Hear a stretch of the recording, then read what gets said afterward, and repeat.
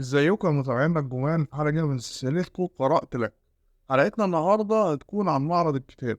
احنا هنعمل حلقتين، كل حلقة هتكون عن معرض الكتاب. في واحدة هتتكلم عن تفاصيل ان انت ازاي تروح والتذاكر والمواصلات وكده، وحلقة تانية هتكون عن المعرض نفسه وهتكون هناك في المعرض نفسه. تعالوا نشوف حلقة النهاردة. أول حاجة هنتكلم عنها هو ازاي تروح المعرض. المعرض كده بتقدر تروح عن طريق المواصلات اللي عاملاها الدولة أو الأتوبيسات اللي عاملاها الدولة. موجود على شكل خطوط، خط أول، خط تاني، خط سادس. فهي الخطوط دي أنا هحط في صندوق الوصف أو في التعليقات كل مكان الأتوبيسات اللي بتروحوا إزاي. تاني حاجة هنتكلم عنها هو إزاي تحجز تذاكر المعرض. في طريقتين عندك إن أنت تحجز التذاكر دي. إما إن أنت تروح المعرض نفسه وتقطع تذكرة وتخش، بس هتقف طابور طويل لغاية لما تخش. لكن في طريقة تانية إن أنت تحجز عن طريق النت، وأنا هسيب لكم في صندوق الوصف إزاي تحجز تذكرة وتخش بيها المعرض. تالت حاجة هنتكلم عنها إيه الأنشطة اللي أنت ممكن تعملها في المعرض.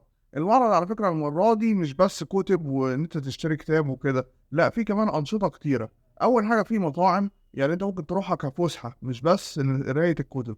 كان في أنشطة تانية زي إن في مسارح بتبقى موجودة على جنب القاعات.